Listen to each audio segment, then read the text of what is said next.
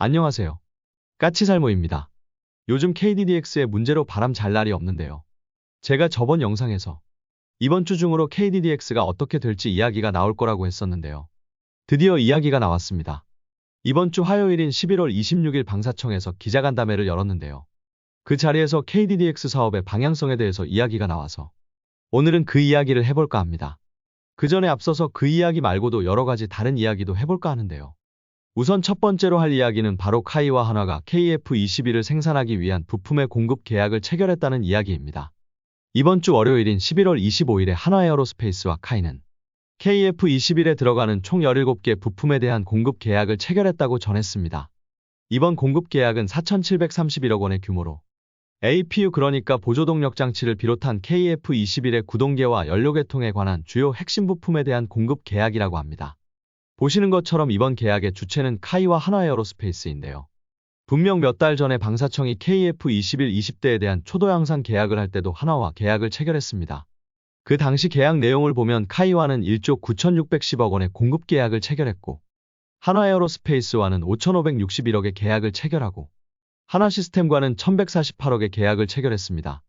그런데 이번에 한화에어로스페이스는 카이와 또다시 KF-21 부품 공급 계약을 체결했는데요. 왜 한화는 방사청과도 공급 계약을 체결하고 또 카이와도 공급 계약을 체결한 것일까요? 그건 관급품은 방사청과 계약을 체결하는 것이고 관급품이 아닌 일반 부품은 조립업체와 계약을 체결하는 것이기 때문입니다. 우선 한화에어로스페이스가 방사청과 5,561억의 공급 계약을 체결한 건 바로 엔진에 대한 공급 계약이고요. 한화시스템과 체결한 1,148억은 레이더에 대한 공급 계약입니다. 그래서 엔진과 레이더는 관급품으로 방사청이 구매를 해서 조립업체인 카이에게 공급해주는 것임을 알 수 있는 것이고요. 그리고 이번에 한화에어로스페이스와 카이의 계약은 나머지 한화에서 공급하는 부품에 대한 계약으로 이건 방사청을 거치지 않고 한화에서 직접 카이에게 공급하게 되는 것입니다. 그리고 만일 방사청이 직접 계약을 해서 공급하는 관급품이 문제가 있어서 KF-21의 생산이 지연되면 카이는 지연에 따른 지체 배상금을 지급하지 않게 되지만 이번에 한화에어로스페이스와 직접 계약을 해서 공급받는 장비가 문제가 있어서 KF-21의 공급이 지연되면 이때는 카이가 책임을 지고 지체 배상금을 납부하게 됩니다. 한마디로 이번 계약은 한화에어로스페이스에서 생산하는 KF-21의 일반 부품에 대한 공급 계약이라고 보시면 됩니다. 그리고 KF-21의 생산만 봐도 알 수 있듯 한화가 우리나라의 방산 분야에 얼마 정도의 영향력을 가지고 있는지를 보여주는 것이라고도 할 수 있습니다. 결론은 이번에 우리가 생산하는 KF-21의 20대에 대한 총생산 비용 2조 6,319억 중에서 한화가 가지고 가는 금액이 알려진 것만 무려 1조 1,440억이나 됩니다. 한마디로 거의 절반에 가까운 금액이 한화에게 가는 것이고 그만큼 KF-21의 개발과 생산에 한화가 지대한 역할을 하고 있음을 알 수 있습니다. 그렇기에 저는 한화를 버리지 못한다고 이야기를 하는 것입니다. 요즘 계속 한화는 국내의 다른 방산업체들과 불협화음을 일으키고 있고 다른 업체들을 방산 분야에서 밀어내기 위해서 노력하고 있습니다. 그리고 그것 때문에 많은 밀리터리 매니아들이 한화를 싫어합니다. 그럼에도 우리가 한화를 버리지 못하는 이유가 바로 이것 때문입니다. 결론은 한화가 없으면 당장 KF-21도 개발하지 못했을 것이며 생산하지도 못할 것입니다. 그렇기에 한화가 마음에 안 드는 부분이 많아도 한화를 버릴 수는 없다고 이야기하는 것입니다.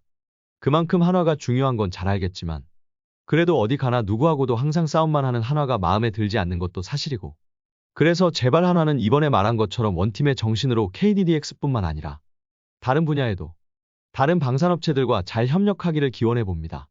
그리고 두 번째 소식은 지난 11월 18일에 육군의 국제과정의 후반기 과정이 3주간의 일정으로 시작되었다고 합니다. 이 과정은 전남의 상무대와 대전의 자운대 병과학교에서 시행된다고 하고요.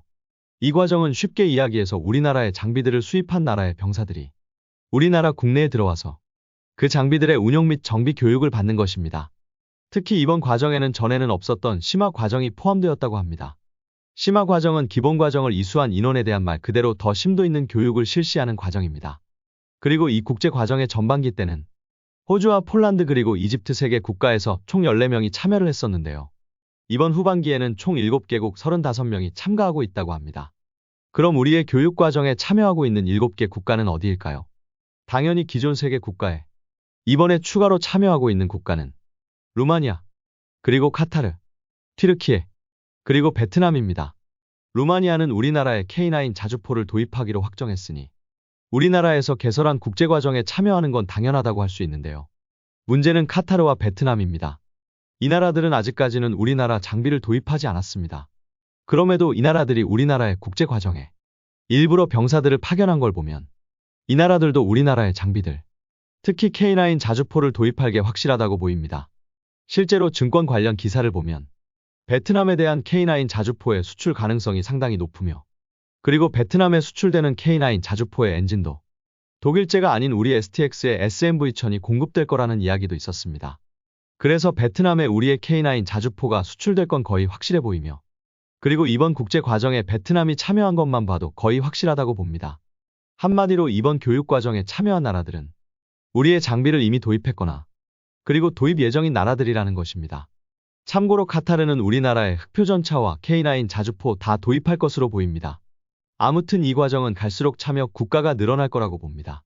그리고 세 번째 소식은 제가 앞에서 이야기했던 것처럼 이번에 있었던 방사청의 KDDX에 관한 기자간담회에 대한 이야기인데요. 우선 한화에 이어서 현대도 고소를 취하했다고 합니다. 무슨 말이냐고 하면은요. 한화 측에서 현대 측 임원이 기밀 누설에 참여했다고 고소를 하자 현대 측에서도 명예훼손죄로 맞고소를 한 상태였습니다. 그리고 이 명예훼손건에 대해서도 현대 측에서도 고소를 취하했다고 합니다. 그런데 이번에 이루어진 양사의 고소 취하는 실무진 차원에서 이루어진 게 아닌 양사의 경영진에 의해서 이루어졌다고 합니다. 그래서 더 의미가 큰 것 같습니다. 그래서 이번 한화의 고소 취하는 단순하게 한화 혼자서만 한 게 아닌 현대 측에서도 그에 상응하는 조치를 취함으로써 분명 두 회사가 화해 모드로 접어든 건 사실입니다. 그러나 문제는 어찌되었든 KDDX의 상세 설계 사업자 선정을 올해 안에 하겠다는 계획은 물 건너간 것 같습니다. 이번 11월 26일 화요일에 방사청에 기자간담회가 있었습니다. 여기서 나온 이야기가 뭐냐면요. 올해로 예정되었던 KDDX의 상세 설계 사업자 선정은 현실적으로 불가능해졌고, 그로 인해서 사업자 선정은 내년으로 넘어가게 되었고, 올해 안에 사업자 선정이 안 되면 KDDX의 건조 일정이 지연될 수밖에는 없다는 것입니다. 많은 사람들이 우려했던 일이 현실로 닥친 거라고 할 수 있습니다. 그래서 이번 기자간담회는 방사청에서 KDDX의 사업이 지연된 것에 대한 대응책을 설명한 자리라고 할 수 있는데요. 방사청은 상세 설계 사업자 선정이 지연됨으로 인해서 초도함 건조가 늦어지는 건 어쩔 수 없게 되었으나 전체적인 KDDX의 건조 일정은 지연되어서는 안 되기 때문에 이번함 건조를 앞당길 생각이라고 합니다. 한마디로 초도함이 건조가 되고 순서대로 이번함이 건조가 되어야 하는데 이번함 사업을 좀 더 앞당겨서 해서 KDDX의 전체적인 사업 일정을 지키겠다는 이야기입니다. 그러나 이게 전혀 문제가 없다고는 볼 수는 없고요. 왜냐하면 이번함 건조를 앞당기면 당연히 문제가 될 수밖에는 없기 때문입니다. 보통 초도함을 건조하고 어느 정도 시간을 두고 이번함을 건조하게 되는데요. 그 이유는 초도함을 건조하고 시험하는 과정 중에 발견된 결함을 수정하고 이번함을 건조하기 위해서입니다. 그런데 만일 방사청의 말대로 이번함의 건조를 앞당긴다면 당연히 초도함에서 발견된 결함을 이번함에 피드백을 할 시간이 줄어들 수밖에는 없습니다. 그러니 이게 전혀 문제가 없다고는 절대로 이야기할 수 없을 것입니다. 한마디로 어찌되었든 이번 상세 설계 사업자 선정 지연은 어떤 식으로든 KDDX 사업에 악영향을 줄 거라는 이야기입니다. 이번 기자간담회에서 나온 이야기에 따르면 방사청은 사업자 선정 후에 고소 고발도 대비하고 있다고 합니다. 그러면서 솔직히 좀 노골적으로 한화에 대한 불만도 표현했는데요. 기본적으로 함선 건조는 개념 설계, 그리고 기본 설계, 그 다음에 상세 설계, 그 다음이 초도함 건조인데요. 문제는 이번 사업은 개념 설계는 A업체가, 기본 설계는 B업체가 했다고 합니다. 보니까 방사청에서는 특정 업체의 이름을 이야기하지는 않더군요. 결론은 A업체가 하나라는 걸 모르는 사람도 없고 B업체가 현대라는 걸 모르는 사람도 없는데 일부러 특정 업체의 명칭은 사용하지 않는 것으로 보입니다. 아무튼 그래서 사람들은 두 업체가 각각 개념 설계와 기본 설계를 했기 때문에 두 업체가 KDDX 건조에 대한 기술력은 같다고 이야기하지만 그렇지는 않다는 것입니다. 기본적으로 개념 설계는 사업비 6억 원을 들여서 2300페이지 정도의 보고서와 8장의 도면을 산출한 것에 반해서 기본 설계는 200억의 사업비를 들여서 3년 동안 35,000페이지의 보고서와 2,500장의 도면을 만들어냈기 때문에 개념 설계와 기본 설계를 한 업체의 기술력이 같다는 이야기는 말도 안 된다는 것입니다. 당연히 200억을 들여서 3년 동안 KDDX의 기본 설계를 한 현대가 KDDX를 더 잘 만들 수 있다고 방사청에서 돌려서 이야기한 겁니다. 그렇기에 두 업체가 동등하다는 건 말이 안 된다는 이야기입니다. 그래서 지금까지는 기본 설계를 한 업체가 상세 설계를 해왔던 것인데요. 이번에는 하나오션의 고소 고발로 이게 이루어지지 않은 거죠. 아무튼 그러나 분명한 건 현대 측이 기밀 누설 사건을 일으켜서 도덕적으로 문제가 있는 것도 부인할 수 없는 사실이고, 그래서 이번 일은 지금까지 방사청에서도 경험하지 못한 일이기 때문에 방사청 스스로도 어떻게 해야 할지를 모르겠다는 것입니다. 한마디로 200억이나 들여서 기본 설계를 한 걸 살리려면 당연히 현대가 상세 설계를 가져가야 하는 건 당연하고, 지금까지는 관행적으로 그리 해왔습니다. 그러나 현대가 기밀을 누설해서 도덕적으로 문제가 있고 이런 업체에게 무조건 사업을 줄 수도 없는 건 사실이기 때문에 고민이라는 것입니다. 아무튼 그래서 내년에 산자부에서 방산업체를 선정하는데, 어떤 업체를 선정하든 아니면 방산업체 선정을 복수로 한다고 해도 사업에서 떨어진 회사로부터 고소 고발이 들어올 가능성이 높고, 방사청은 지금 그것도 대비를 하겠다는 것입니다. 기본적으로 KDDX의 사업자 선정을 보면 KDDX는 방산물자로 지정되어 있고, 방산물자를 납품할 수 있는 회사는 방산업체로 선정된 회사만이 가능합니다.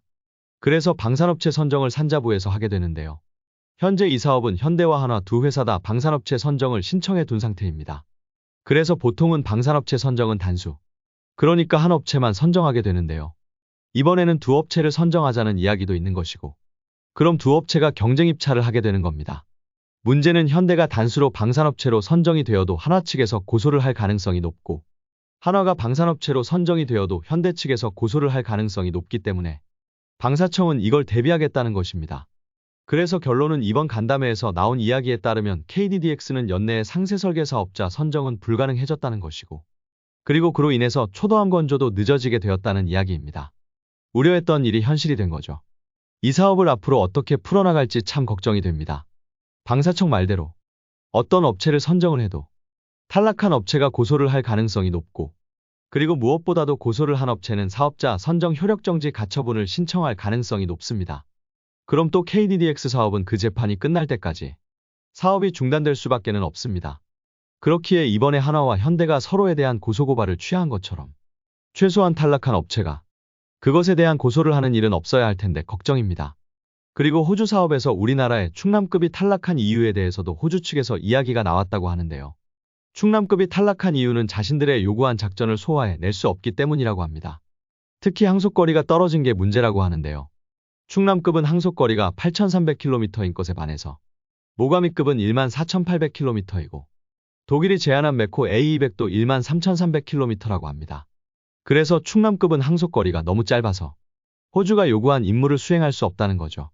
그리고 결론은 두 함선이 충남급보다 항속거리가 더 긴 이유는 이 함선들이 충남급보다 크기 때문입니다. 충남급은 3,000톤급인 것에 반해서 모가미급은 5,000톤급이고, 독일의 메코 A200은 다양한 크기의 모델이 존재하지만 독일이 호주에 제안한 모델은 5,000톤급 모델이라고 합니다. 한마디로 이 말대로라면 충남급은 크기가 너무 작아서 탈락을 한 것입니다. 결론은 제가 말한 대로입니다. 호주가 바라는 건 더 크고 그래서 더 오랫동안 바다에 나가 있을 수 있는 함선이라고 제가 이야기했고, 그 말이 사실임이 드러난 겁니다. 물론 우리도 당연히 5,000톤급의 함선을 설계를 해서 제안할 수도 있었습니다. 그러나 당연히 새로운 함선을 개발하는 데는 돈이 들고, 이리 돈을 들여서 새로운 함선을 개발한다고 해서 무조건 호주 사업에 채택될 거라는 보장도 없습니다. 그러니 업체들로서는 자체 자금으로 그런 함선을 설계하기가 힘든 게 현실입니다. 그래서 저는 울산급 배치포는 충남급이 아닌 새로운 함선을 설계해야 하고 더 대형 함선을 개발해야 한다고 수도 없이 이야기한 것입니다. 그리고 지금까지 우리나라는 주로 필리핀 등 동남아 국가들을 상대로 함선을 수출해왔고, 이런 나라들의 함선을 수출할 때는 가장 중요했던 게 가격입니다.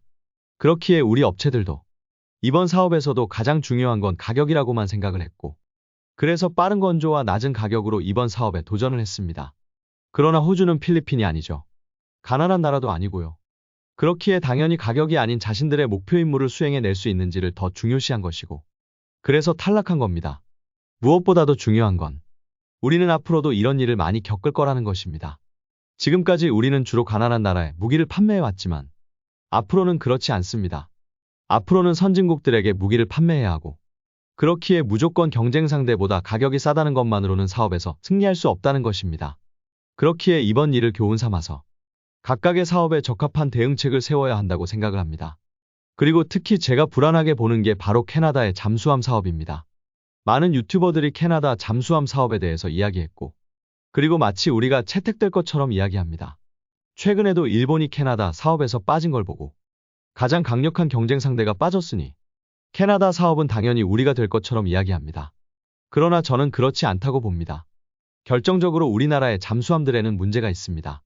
그 문제가 해결되지 않으면 저는 캐나다 사업도 힘들다고 생각을 하고, 그래서 저는 오히려 일부러 캐나다 사업에 대해서는 다루지 않았던 겁니다. 왜냐하면 아직 결정도 안 된 사업에 우리가 탈락할 거라고 이야기하면 누가 좋아하겠습니까? 그래서 저는 일부러 캐나다 사업을 다루지 않은 것입니다.